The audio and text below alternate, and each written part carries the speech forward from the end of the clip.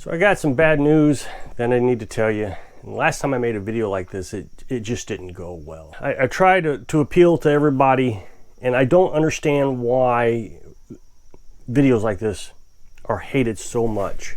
I understand I have a male audience, but men need to do these things too if you're going to live off grid or if you're worried about SHTF.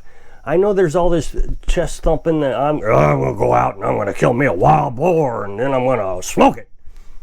Well, it doesn't seem reasonable. It's just not reasonable to smoke it. I've seen people get smokers. It's not, first of all, not that I comply with the FDA or any of those people, but it is not safe. I mean, if you read, you can see that smoking meat is just not safe. And it doesn't preserve it very long. Dehydration does okay, but you still have to vacuum seal it. But what I'm going to do today is going to aggravate a lot of people, just like it always does. You call me a wussy, except take out the W, put a P in.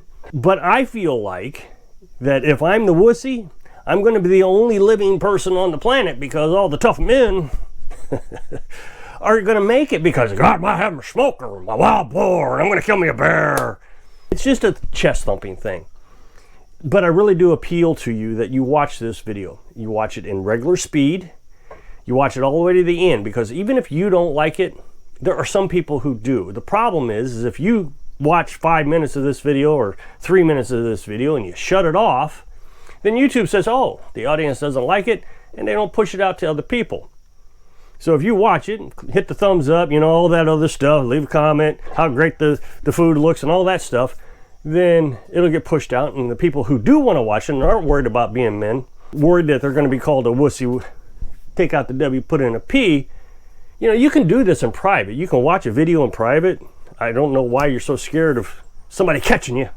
But today I'm going to can chicken again. I did it a few days, maybe a couple weeks ago. First time I canned chicken in this camper, and it worked out fantastically. It was lots of room. We used to do it on the back porch. And I didn't realize how terrible it was when I was doing it, but now that we're in here, that was terrible. I got up this morning at 4:30 and I started cooking it. I boil it till it falls off the bone. Now I know that you can cook or can chicken on the bone. I get it, you can do that. And when you take it out to eat it, you can eat the bone and everything. I just don't. Makes a nice chicken soup. Of course, we don't eat the noodles, but Carolyn has making this egg drop soup with the chicken. Oh man, that is fantastic. So she's been using that, and we're also using the broth this time. I won't be recording the broth. It's not a big deal, but we can it in quarts, and then she can make that egg drop soup. Now, my canning videos are not boring. They've never been boring. I go through it really quick. Heck, this intro is probably more boring than the video. I've seen a lot of little old ladies and they're canning and they're filling each jar. You know, it's an hour and a half video. I don't do that. I'll show you how to fill jar, maybe half time. Maybe I won't even show you how to fill it all the way up. And then I go move on to the next step. I'm not going to bore you with filling 20 jars. Now I have 2 canners. Each canner holds 10 pints, so we'll be canning 20 jars. And then the canners hold 7 quart jars. Now I made a mistake. I don't know what I was thinking. This morning I filled all the jars up with broth, and then I dumped the rest of the broth. So I don't have any broth to put in the jars of chicken. You got to fill the jar up with chicken, and you got to fill the jar up with broth. Well, I dumped it out, so now I'm going to have to use some of the broth out of those jars that I filled. And I'm just so aggravated with myself. Okay, so I have this funnel. It comes with a kit of things you can buy off Amazon, just a canning kit. It has a funnel and some tongs and a little knife thing, just a bunch of stuff. Use that, because if you start getting the lip of the jar greasy and dirty, the canning lids don't work quite as well. Now, we're going to use Tattler lids, and Tattler lids don't like meat quite as much as anything else. So the Tattler lid is a 2-piece set.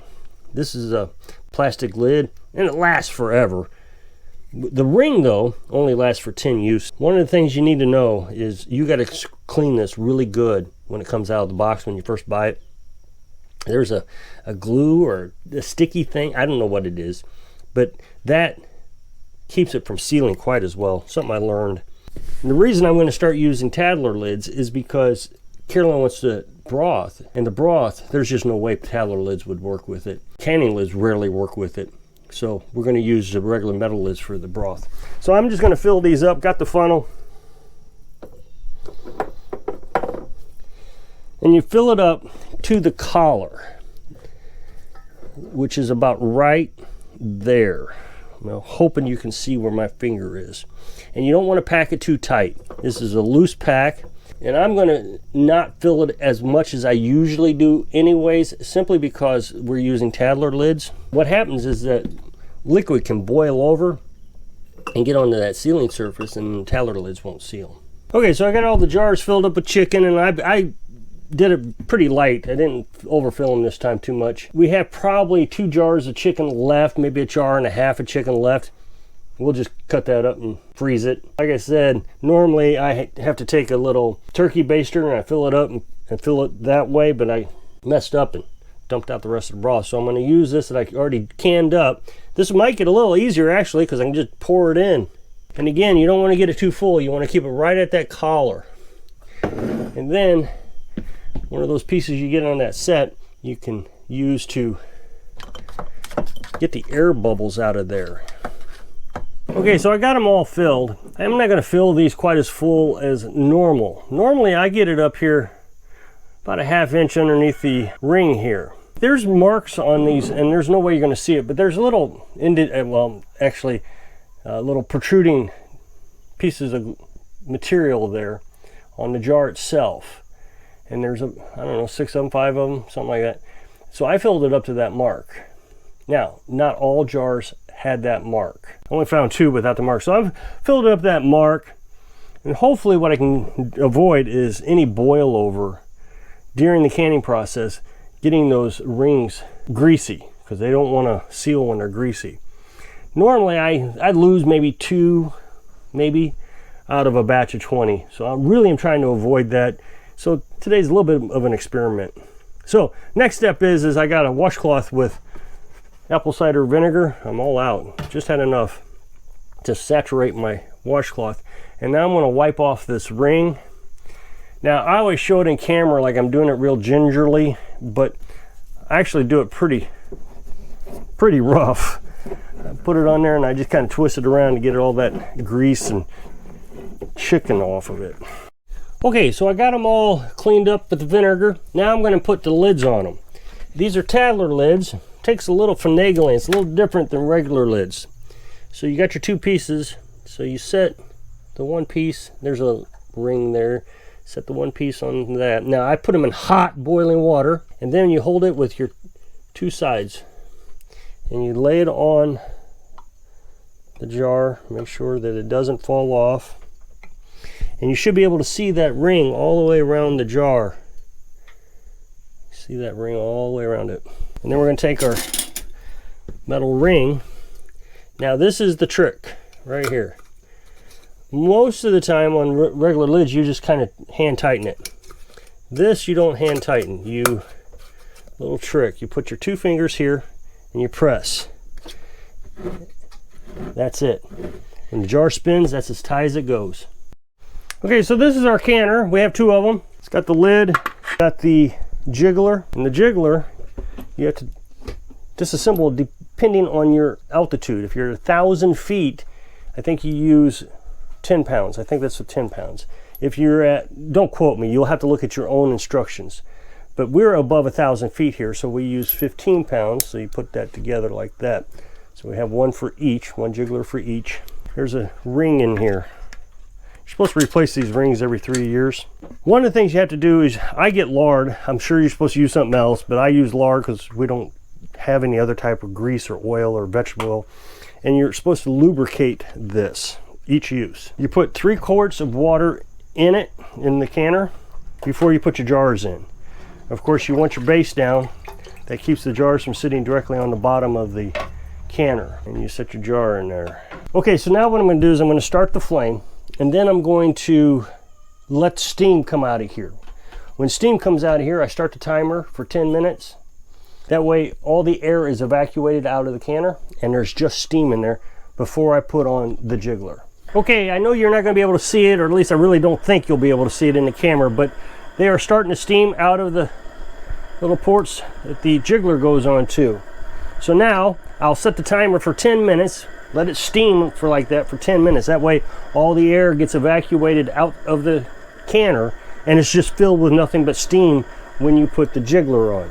Okay, through the magic of YouTube, 10 minutes have already passed. So I'm gonna go ahead and put the jigglers on at 15 pounds because I am above 1,000 feet. Once that is done, then we'll wait until it starts jiggling, and then we'll come back and start the timer for 90 minutes. I'm going to confirm that. I always confirm the times, even though I think I have it memorized. If I'm wrong, then obviously I'll come back. Now, you may have seen that these little tabs just popped up right here. That's an indicator that the canner is now under pressure. So now it's popped up. We know it's under pressure. Don't remove the lid, otherwise it can, pop up on you, hurt you pretty bad. Okay, so they're both jiggling now. So there's two things I'm going to do. One, I'm going to turn down the flame until it's just barely jiggling.